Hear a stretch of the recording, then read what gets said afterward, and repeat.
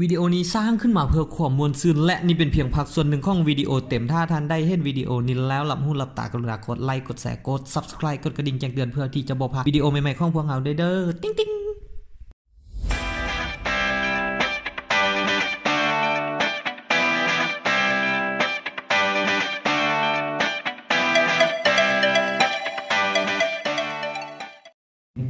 สุดๆนิ้ว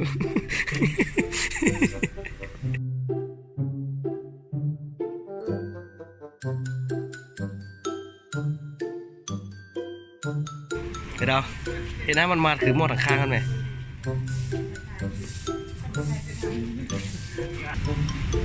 ลงมาถ่ายไม่เอามาถ่ายกันเอง